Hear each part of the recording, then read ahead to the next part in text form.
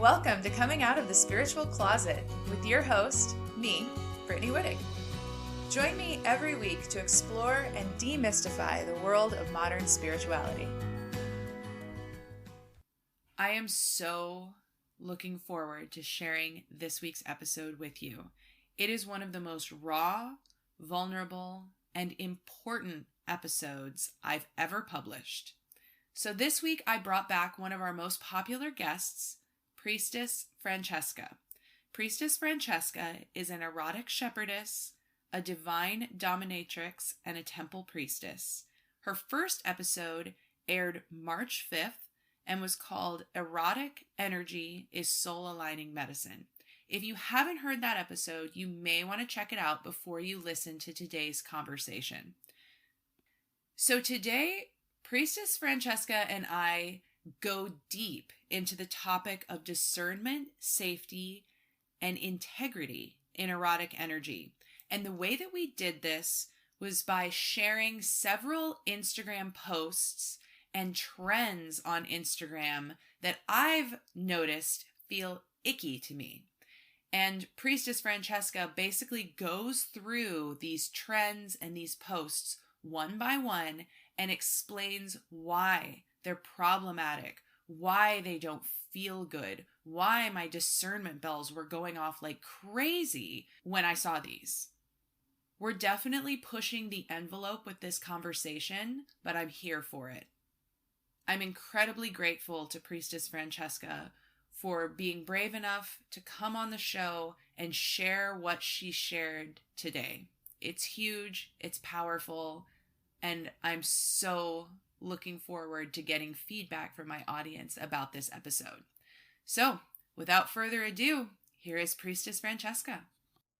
Welcome back, everyone. Thank you for joining me this week. I'm really excited for this episode because Priestess Francesca is back on the show, and we are going to be discussing a topic that feels so important to me and that I'm so thrilled to learn about from Priestess Francesca. We're going to be talking about discernment, safety, and integrity in erotic energy. And this is going to be juicy. So really looking forward to it. Francesca, thank you so much for returning to the show. You have been one of my most requested guests to come back on. So I know the audience is going to be thrilled to have you here. Thank you so much for having me back. I'm literally like that emoji on your phone with all the hearts around the face right now. That's how I feel. I have fully embodied that emoji right now. She totally has. I'm so happy you're here. I am really hoping to learn more about something that has kind of been sticky for me in the spiritual sexual healing space. So I know that I'm someone who needs to do more healing in that area. I know that in my gut, my body has told me that. But I find that when I go into the online spiritual space, so often my discernment kicks in and I feel almost like revulsion to some of the sexual healing posts. And sexual healing, I'm using air quotes here. Some of the sexual healing posts that I see on Instagram, they don't feel right. And I can't quite put my finger on why, because of course I don't have a lot of knowledge in this area. So I would love to have you shed some light on that for us today. And I do have some examples. Yes. I would like to open up this dialogue in one, applauding you for recognizing the repulsion and just listening to it. So, number one, this conversation is going to give some tangible examples, and we're going to break those down so that everyone can have like a trained ear and say, oh, this is why it feels kind of icky. And if you've heard other shows of mine, I'm a really big advocate in cultivating that repulsion and discernment because oppression will repackage itself over and over again. And like the words that the spiritual movement will use will change. And so we're going to break down these examples to give some 3D awareness and figuring out like your internal languaging around how something feels gross in your body is probably the biggest lesson that I also want to just preface with of yeah, this also will change. Like the realm of sexuality will change. The words that we use to talk about healing through sexuality or quote unquote sexual healing, like those words will shift as culture shifts and they can be weaponized and then used to harm. So this conversation I'm pretty passionate about because I want it to be rooted in a harm reduction lens. I want this conversation to hopefully get to listeners such that they enter into circles that feel really good and safe and contained for them so that they can do this deep work. And I'll give a little story about myself and like why I feel like it's my torch to bear in this conversation is that I have regularly been the person to be like, this feels like bullshit. I don't really get why, but like hashtag I'm out. And so the first time that ever really, really happened to me, I was in high school and it was a religious teaching that was talking about just certain conservative um, ideologies. Mm. And I grilled the hell out of the teacher. And I was like, I know this isn't good. And I got sent down to the principal's office. But it's always been in my nature to critically think about these things and use that critical thinking to refine down into, oh, this is why this isn't okay. This is why. This is the distortion of the eternal truth that is actually being weaponized against somebody to oppress them.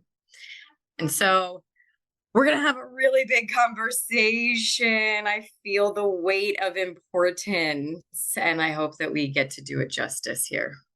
Oh, okay. I'm so grateful that we're going to do this and that you're here to do this. So I think I'll just start by sharing an example of something that I've seen that felt immediately bad. And I have some idea about why it felt bad, but it's surprising to me how repulsed I felt by this language. So I saw a post that said, your orgasm is a mini version of you. And then there was explanation about if you orgasm this way, this is how you are in life. And for me, immediately, that was like I'm making like a moving backwards motion. Immediately, it was like, ugh. And it's interesting because I think some of that for me, there's multiple things going on here. Since I had cancer and went through radiation treatment in my pelvic area, I don't orgasm the way that I used to.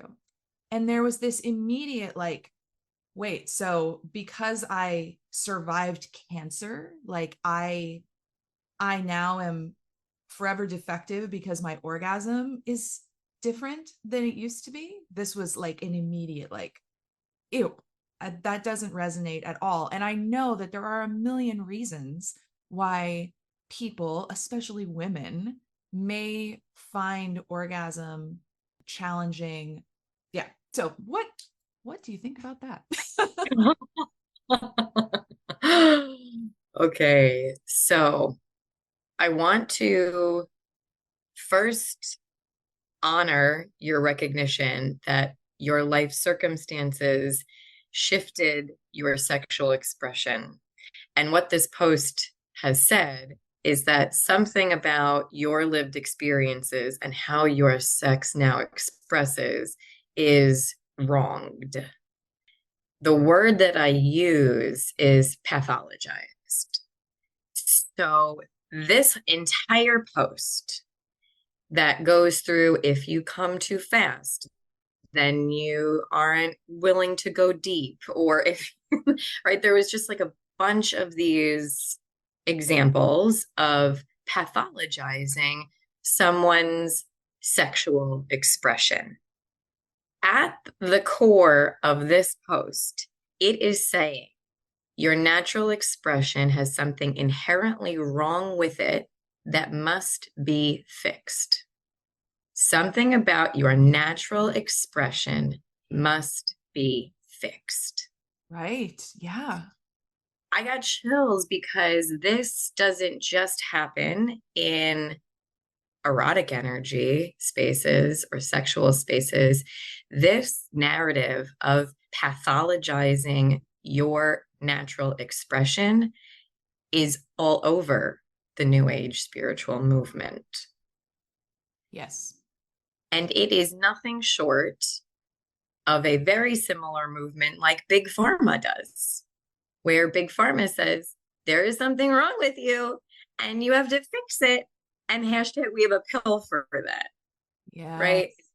So, so I want to just noticing that whatever message is coming at you saying, are they saying that something is wrong with me?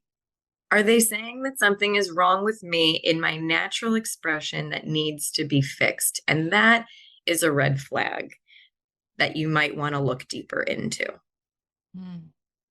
The piece that's distorted, and I use the words ripe and unripe. And so there's part of this that I can feel, oh, this is the eternal truth that maybe they touched into in their own sexual expression, but it hasn't fully ripened on their own vine yet. And this is the narrative that's coming out right now.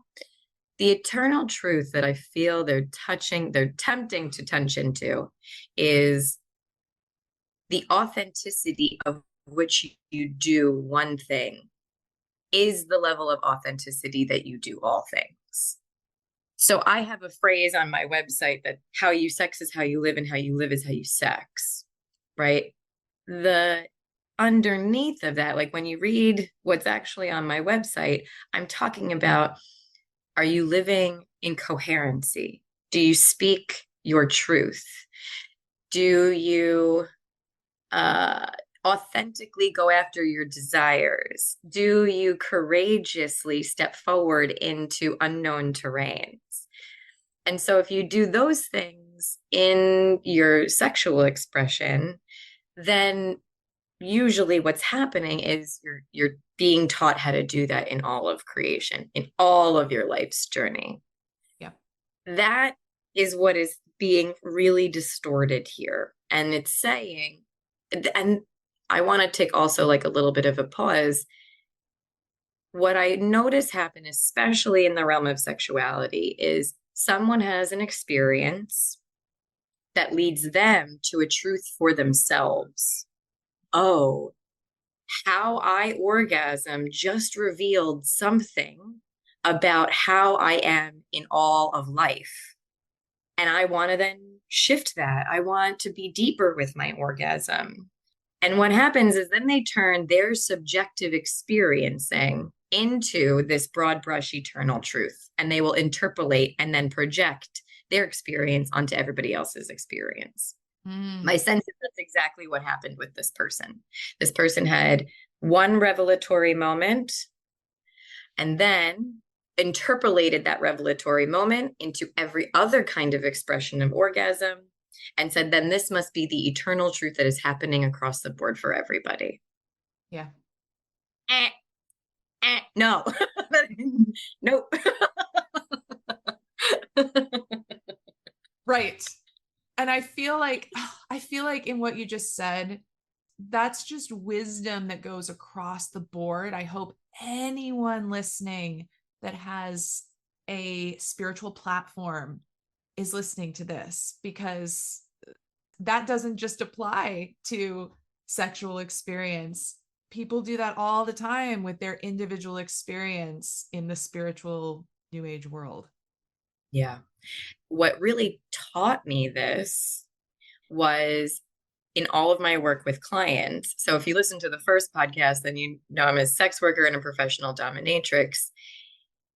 When I had one client desire and seek to experience something, maybe in the BDSM or kink world, they had a revelation around what that was revealing to them. That authentic expression was here to reveal something deeper about what was going on the inside. But if I said that everyone who desires to be pegged has this as a core wound, and then pegging, right, automatically means this is what you're healing on the inside, it would be wildly inaccurate. Yeah. And so the vast experience that I've had between, and especially when you go into these darker realms of eroticism, there is, I would say, in my first venture into this work, there was a desire that I had to understand, like, okay, what is actually happening here? I feel the depth of this experience, and to encapsulate it and make it neat and tidy so that I understood it. And the truth is, every time I got smacked with a very different reality from the people that I was working with, it's like there is no neat and tidy. There is just surrendering to what is being revealed to you. The eternal truth, though, is that your eroticism will reveal something to you. You just have no fucking clue what it's going to be. Oh, that's so powerful. I love that, and it's so true. I think that's like the lesson that every seeker hopefully eventually learns, is that yeah, there is no neat and tidy. There's not, you're not going to be able to put these things into a clean little box. When it comes to spiritual understanding, it's mostly what you don't know. Knowing what you don't know is a big part of it. Yeah. At this root with this post is a real desire to understand something, which comes from, understandably, our academic intellectualization of all things mental health, all things healing, right? Yeah. This happens a lot when I'm talking about, quote, attachment style theory with my clients, because I am a sexologist, and the widespread narration around attachment theory has become just yet another way for someone to say something's wrong with me that I need to fix. I need to fix my secure attach. My insecure attach becomes secure. I need to fix it. I need to fix it. All these behaviors of mine point to the fact that I'm not secure attached. And it's like, or how about you just have a need for connection, right? Would we pathologize someone who's been in the desert for 40 days and 40 nights without water, and when they finally get to a fountain, we would judge the amount that they desire to drink? Right. No, Wow. right? We would never be like, oh, you're not secure enough. You should be able to figure out how much water you should be drinking. You should be able to curb that desire. It's like there's something wrong with you. It's insane what we have done to people.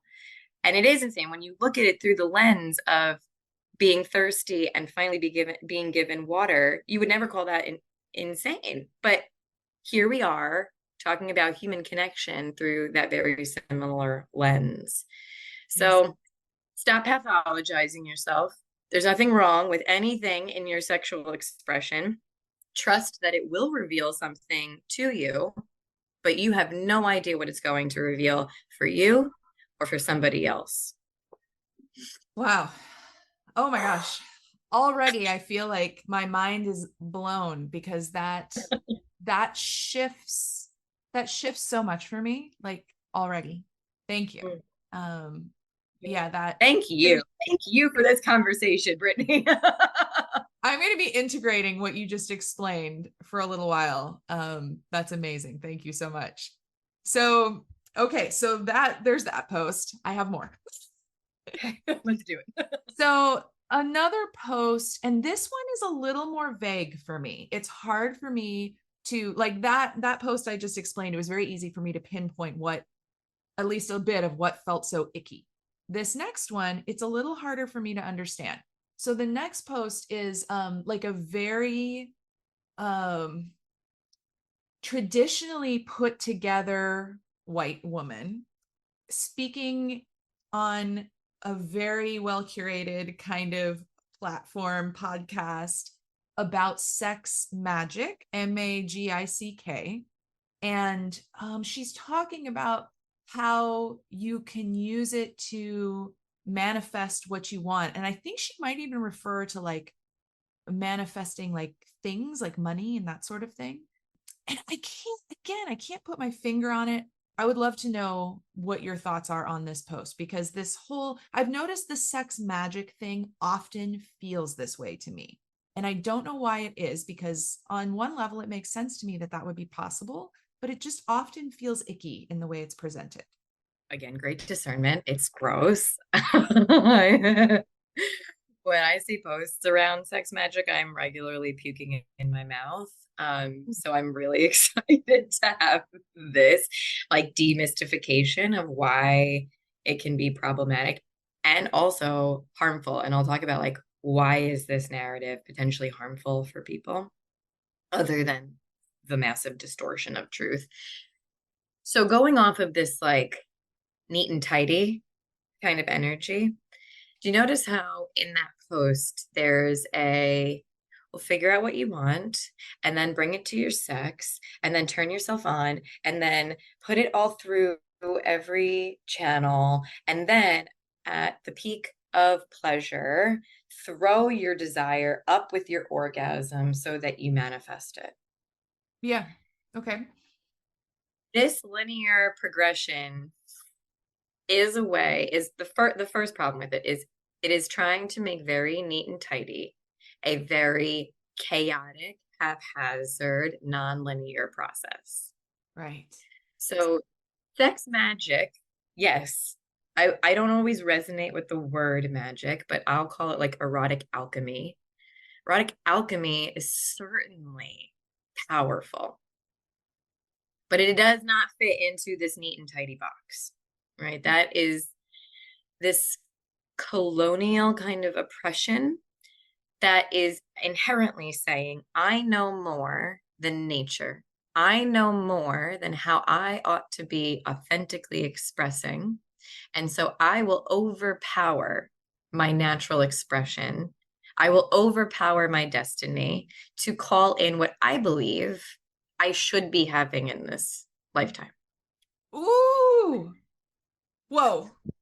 Oh my gosh. I just have to take a second with what you just said, because it resonates Yeah. like so intensely. Francesca, wow. It resonates so intensely, and it goes so far beyond just sex magic. Wow. Okay. Okay. Thank you. Okay, so the big distortions with sex magic is one saying it doesn't exist. And anyone who's listening to this podcast is probably not in that camp. The other distortion is this thinking, magical thinking. And it's when you use your personal power, the erotic fire to prop up this fantasy and give it life and attempting to give it life, right? But it's not true. Like, what is true is just true. I'm going to say that a different way because I recognize I got a little ethereal. It's like the desire to control your outcome versus allowing for the outcome to reveal itself. Mm. So I like to use the analogy of the tree here. The tree does not wake up in the morning and say, I really want to bloom a flower today. So I am going to think my way and use all of my tree energy to push and bloom this flower. And then when I throw up all of this manifestation energy, I'm going to bloom, right? A tree just pays attention to what is true and then blooms effortlessly. So it pays attention to the ambient temperature. It pays attention to the sun. It pays attention to how its roots feel in the earth. It pays attention to the water that's in the soil. And then from all of these sensations, moves the nutrients, turns the sun into yummy sugars, like moves everything around. And then the bloom just happens. You don't have to try. There's an effortlessness around it. And so magic, alchemy, really at its core is aligning yourself with authentic expression, the true nature of your being, of your soul, of your destiny. It's about aligning to it. And I'm doing this thing with my hands, kind of like bring both hands together in a pillar. It's like you're aligning with your destiny, not attempting to control your destiny. That's the difference here. Oh, wow. This is amazing. I'm making the mind-blowing motion, emoji motion with my head. Wow. Wow. Wow. Wow. Wow. Wow. I mean, I'm going to have so much to think about after this interview.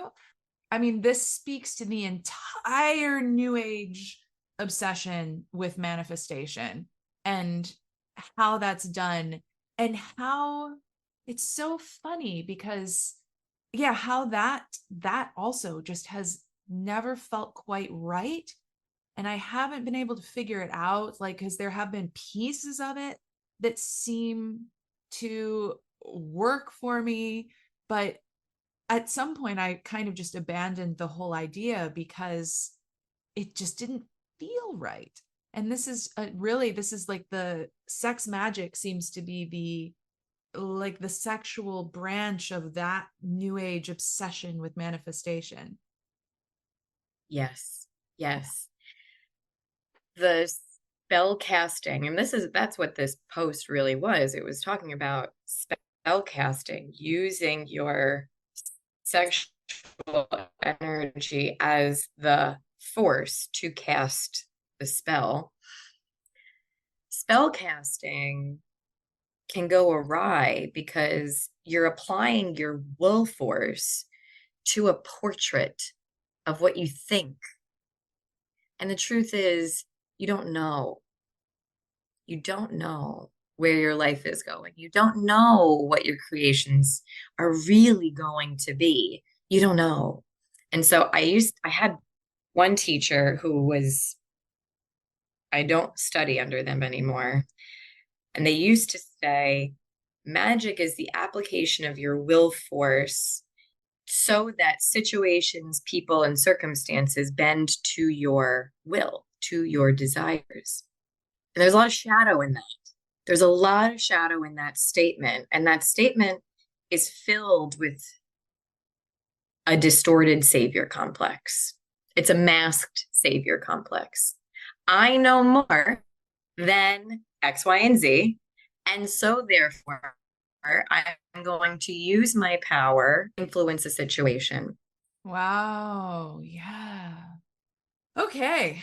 That is big. That's big. And I 100% resonates. I mean, completely. And I'm seeing right away in my mind's eye, I'm seeing ways that I can lean into this and let go of some of the ways that I have been trying to control my reality without true trust for nature, the Mm. universe.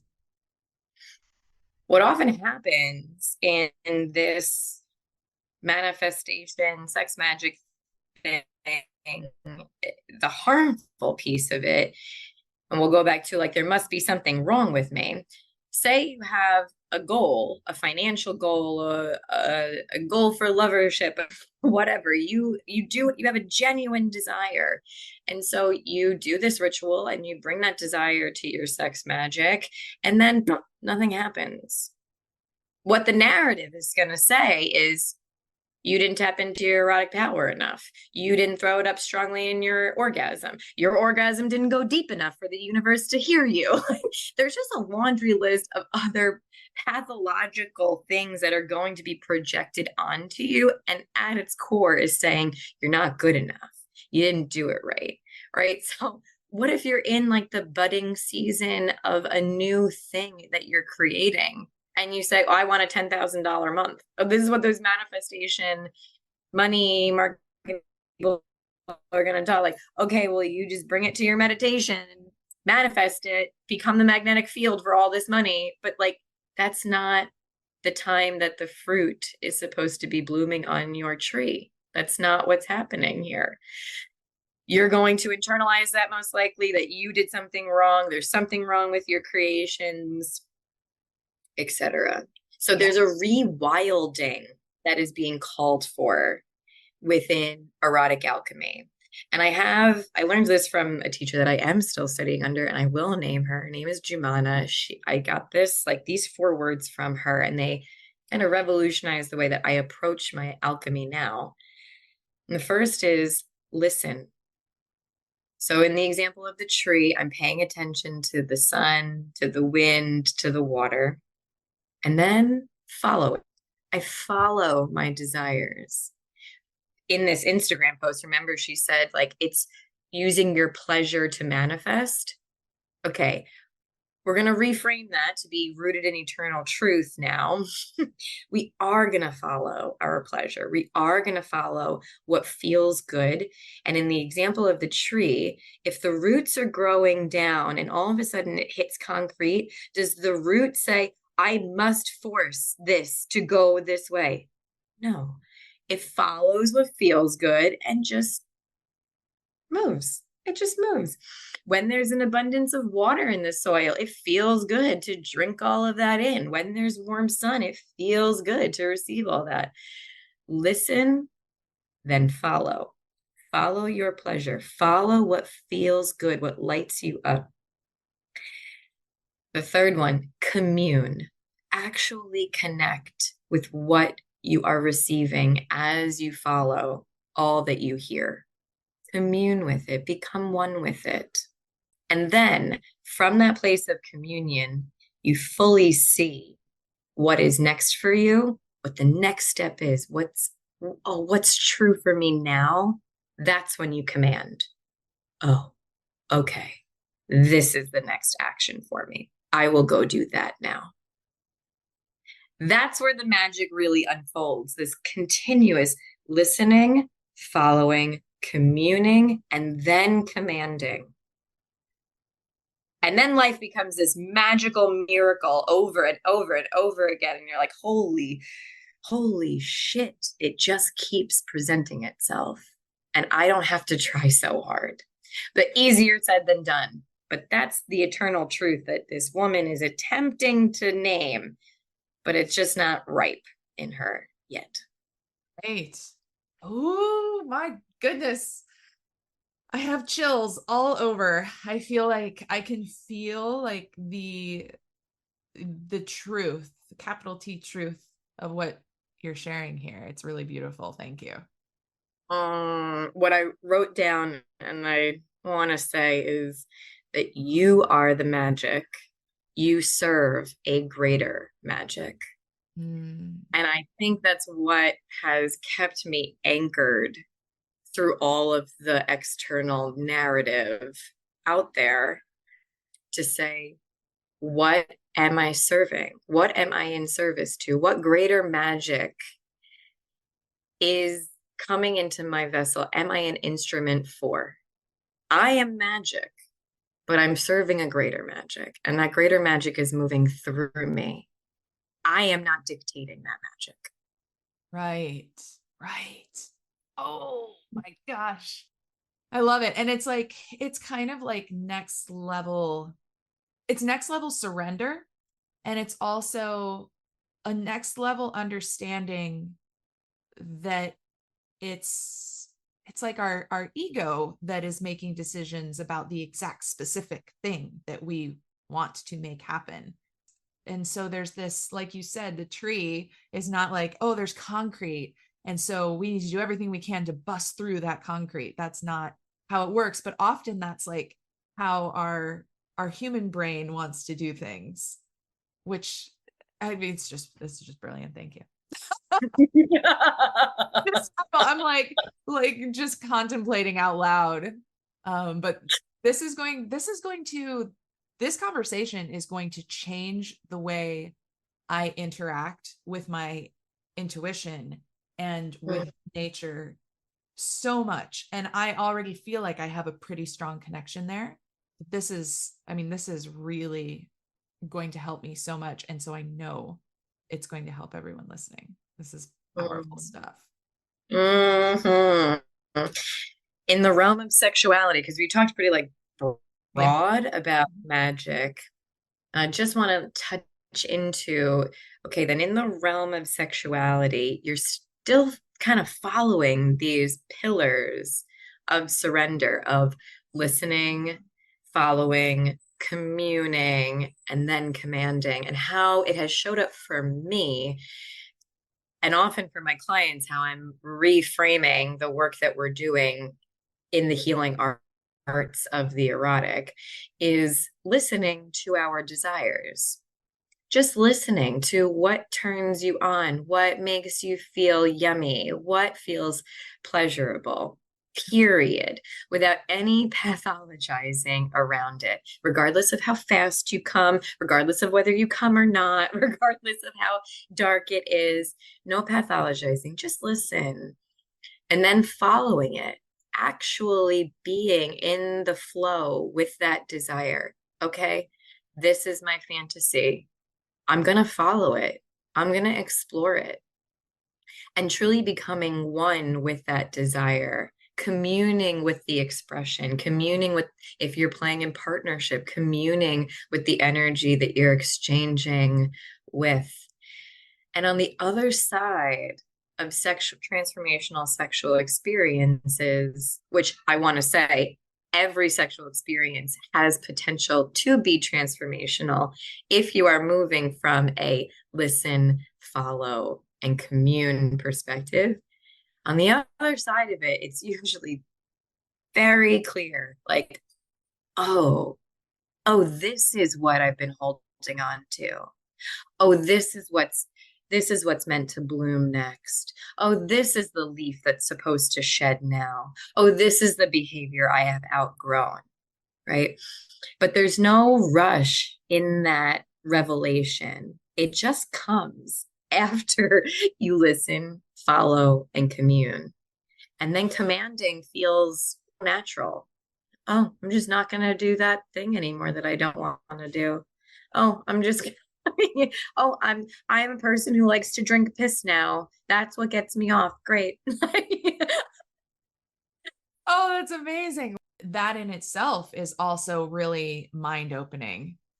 This idea of when we're zooming in, again, zooming back into the sexual erotic energy, yeah, just listening to what turns us on without judgment. I mean, I feel like that alone, just that step alone is probably a huge step forward for a lot of people. Yeah. Yes, it is. That is revolutionary. And that is really following your pleasure and letting your pleasure, quote, manifest. If you want to use the word manifest, like just following your pleasure without judgment, right? The root of the tree doesn't say, oh, it feels better to make a left turn than a right turn over here. So but I must be a piece of shit of a tree because I don't want to go left, right? Right. Oh, it's so Mhm. true. Oh my God. Yeah. Wow. Wow. So the next thing that I would love, this is kind of broad, but Tantra. It's so funny. Before I invited you on to the first episode we did together, I had been wanting to bring on someone to speak about sexual healing, erotic energy. And I actually had a woman reach out to me who is a pretty big name, from what I can tell, in the Tantra community. And everything about it felt off. I kept sort of putting off the conversation about her coming on. I was like, why am I kind of avoiding this? And then I thought it was about me, but I actually did a deep dive through her stuff and I was like, this just doesn't feel good. And I don't know why. And so I ended up just saying, I don't think it's a good fit. I'll wait till the right fit comes along. And then you came along and I had you on the show. But I would love to know Tantra in general.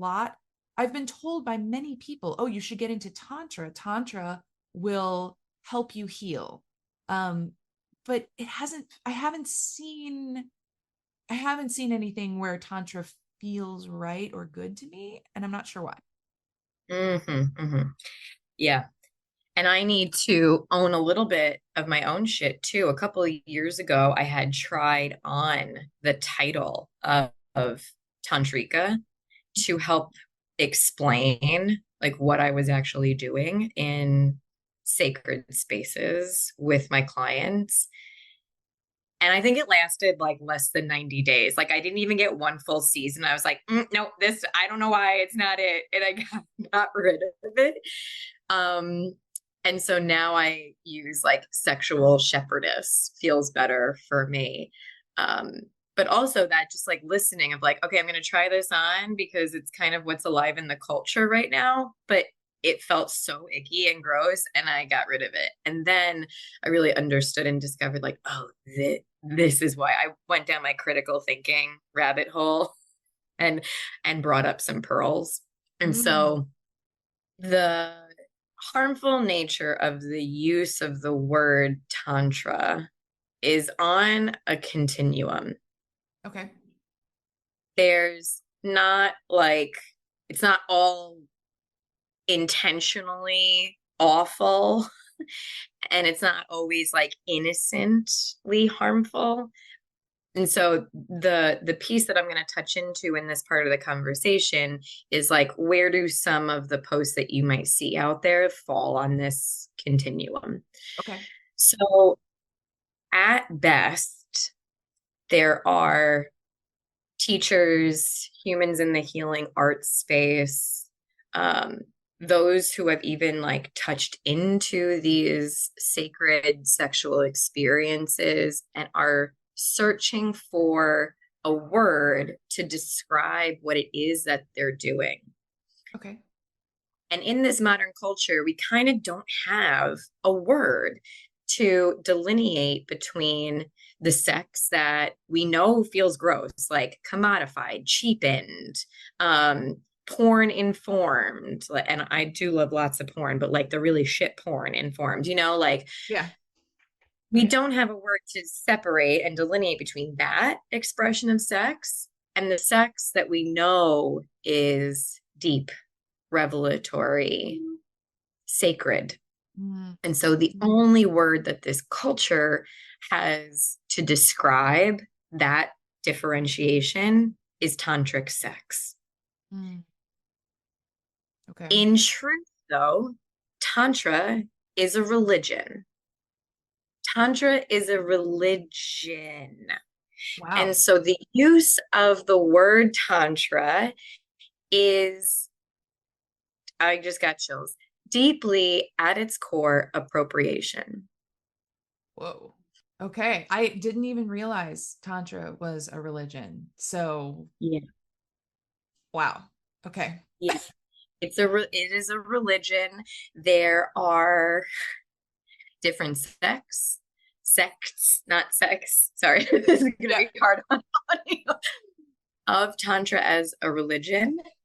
And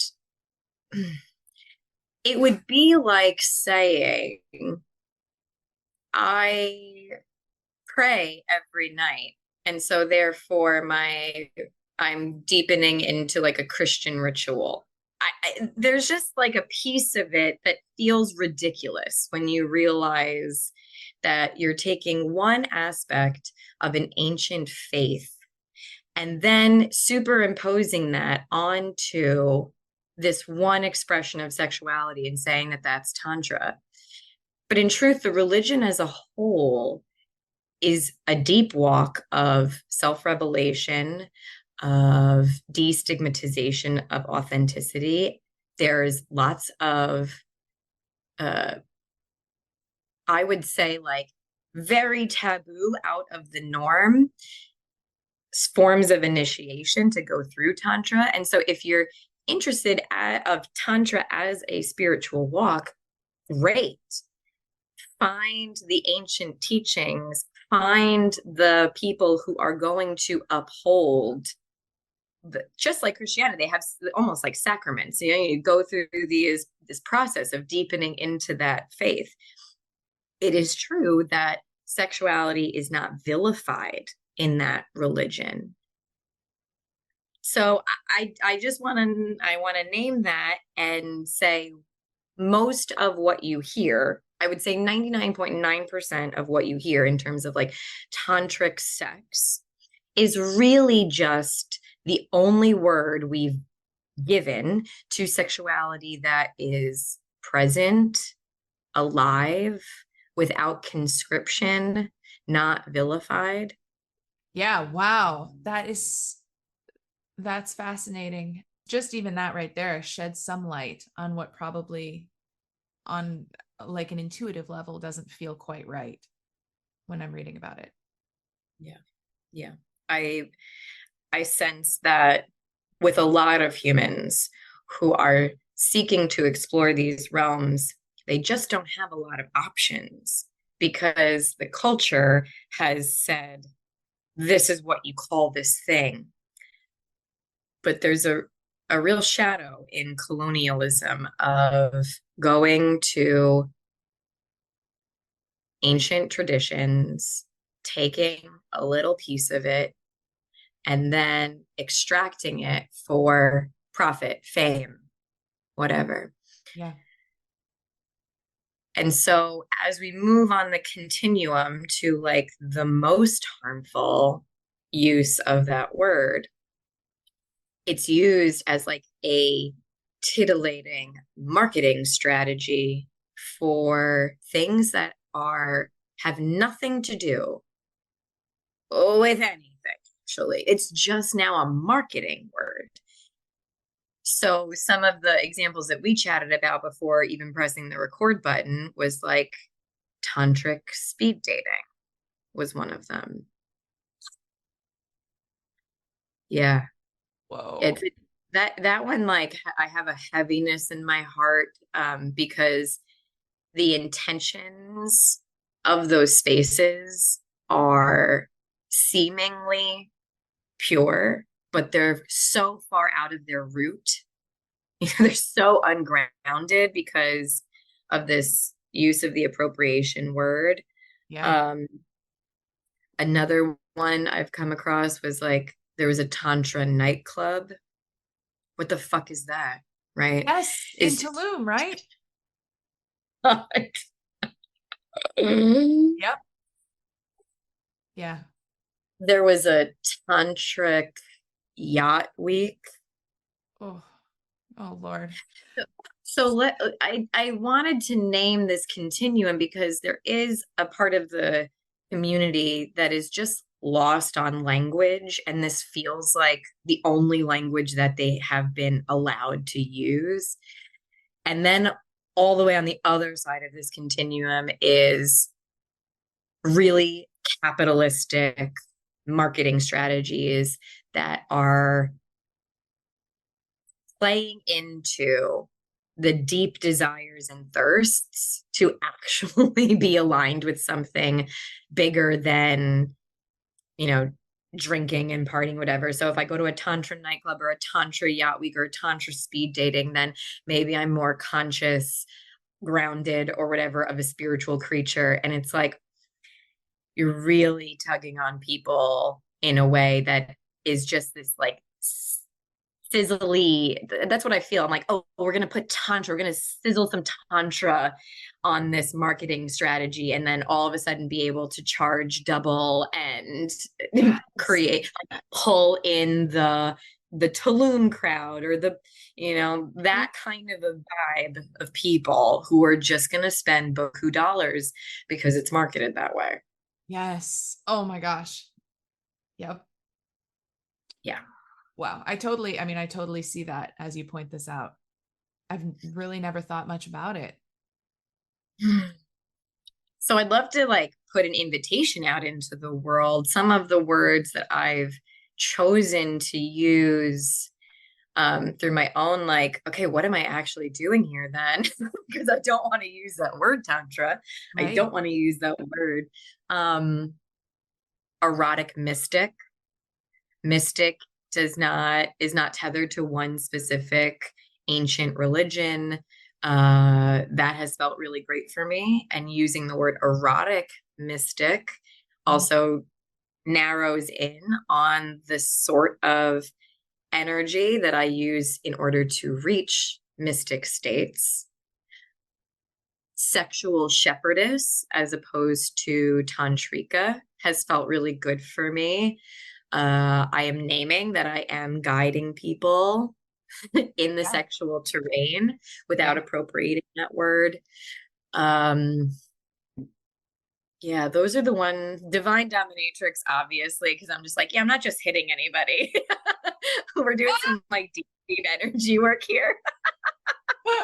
Yes. Well, I mean, I love just the invitation to get creative in describing this without, yeah, without using appropriated language.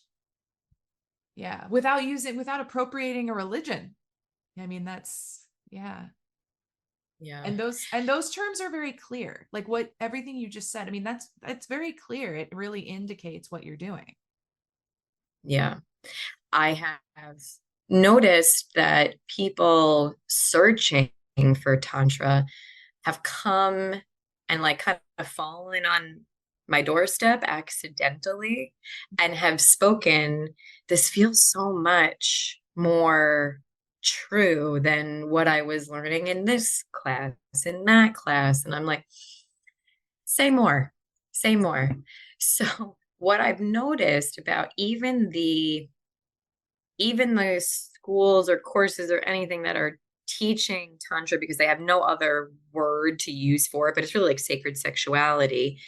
There's lots of ways that if you haven't done your shadow work around appropriating ancient cultures, you probably haven't done your shadow work around the gender binary, around colonialism, around capitalism.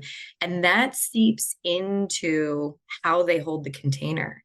It really isn't always like the words that are used, but the energy underneath, the person holding the teachings, the person holding the staff. And so this whole conversation for me, when we started, I was like, harm reduction, learn discernment, finding a guide or a shepherdess in these realms is really important because you are traveling into like a deep dark cave that's scary and you can like fall down an underground river and die.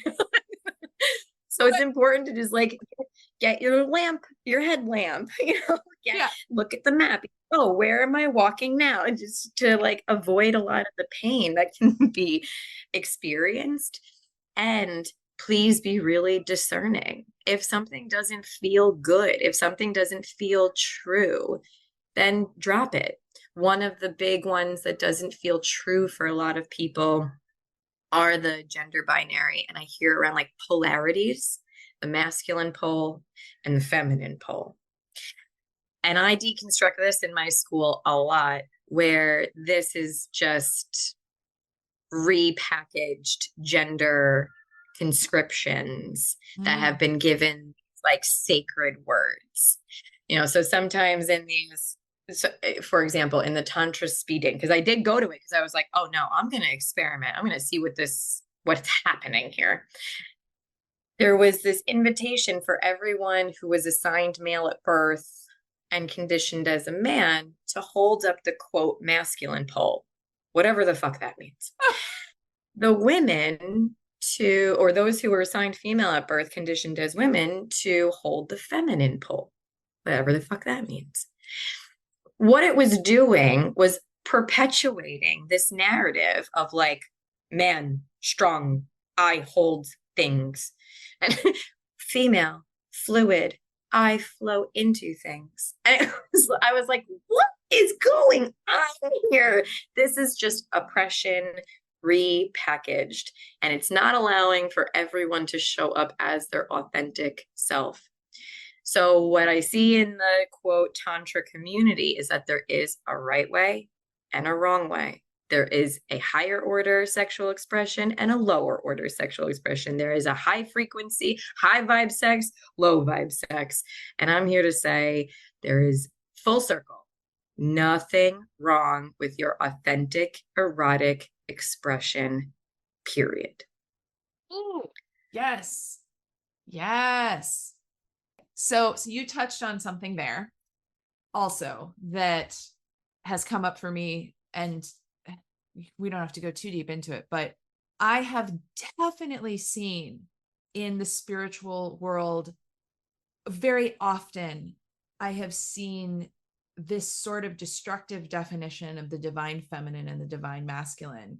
And this thing, you especially see this with like in the relationship and sexual realms of the spiritual world, where it's like the divine feminine is all about receiving, and the divine masculine is about protection and action. And there's this like perpetuation of patriarchy that I'm like, oh, what?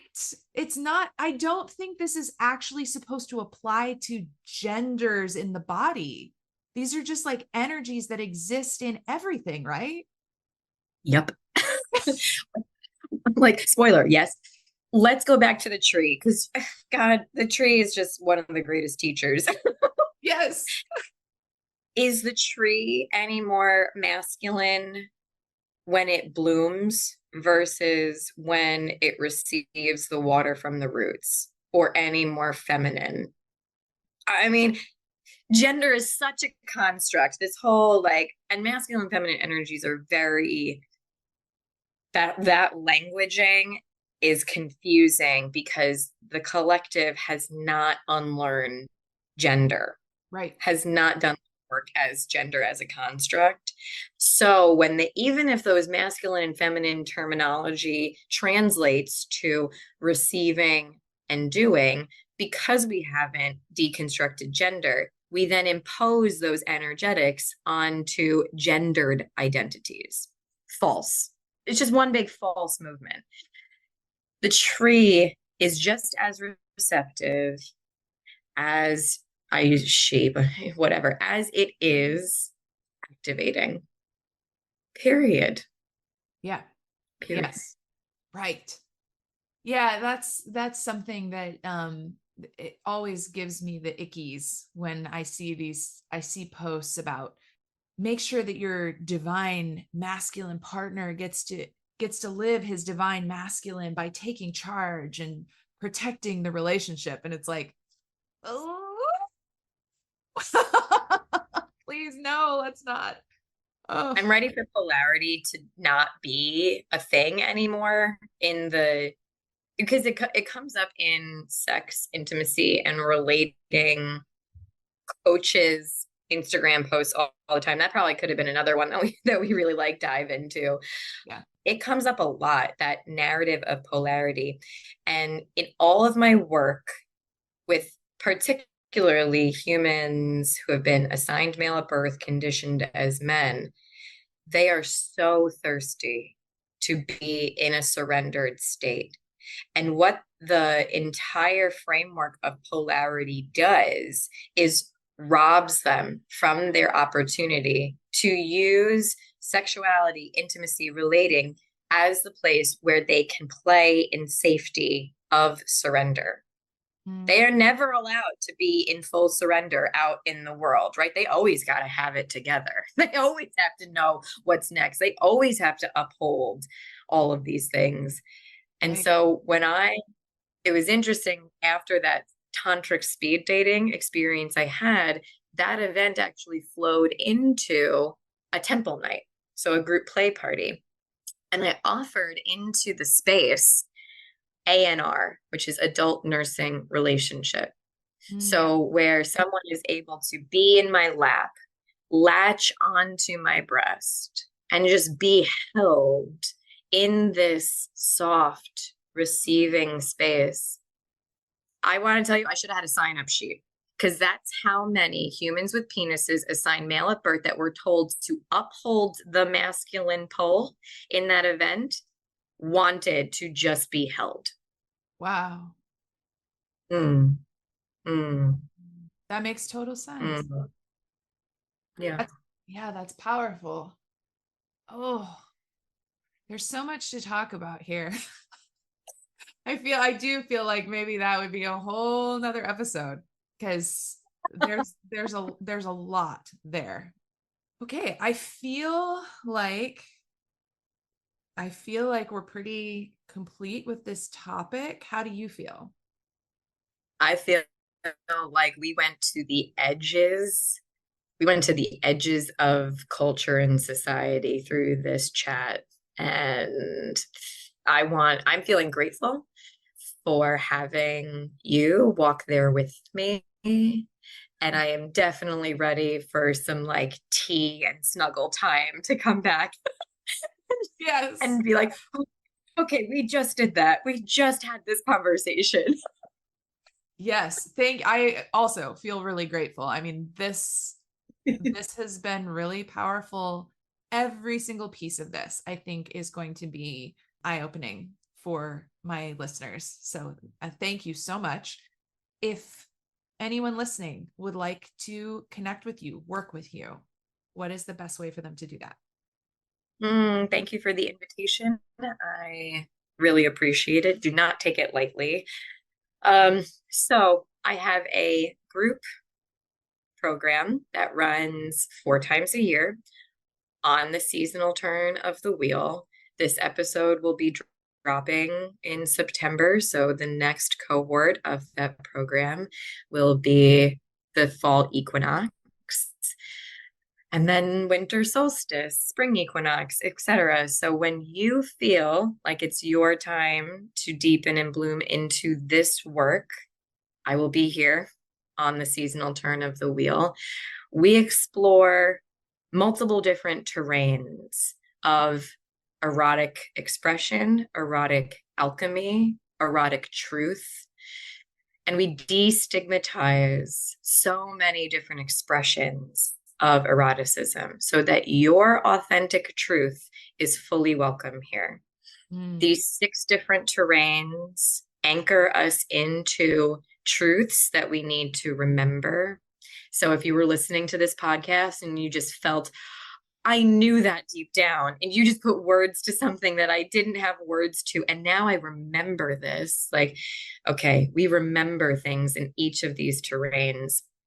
And then we learn how to tend to those remembrances so that we are cultivated and fortified. And then we integrate, because it's one thing to have these knowings on the inside. It's a very different thing to bring them to your sexual experiences, to actually bring them into the 3D world. In a group container, it can be edgy. I understand. And I want to just reframe that and say, when sacred witnessing of your authentic truth really happens by other people also stepping into their authentic truths, any shame that lives inside of you really gets loved out of you. And so part of this work is moving from a place of self-loathing into self-love. And that happens at kind of like breakneck speed when you do it in containers like this. So, more information will be on my website, which will be linked in the show notes. Yes, I definitely. am so appreciative of the opportunity to have this conversation with your audience. Oh, thank you so much for coming on, Priestess Francesca. It was wonderful having you here again. And to everyone listening, head down to the show notes. There will be the information to connect with Francesca. And thank you so much for listening. I will catch everyone next time.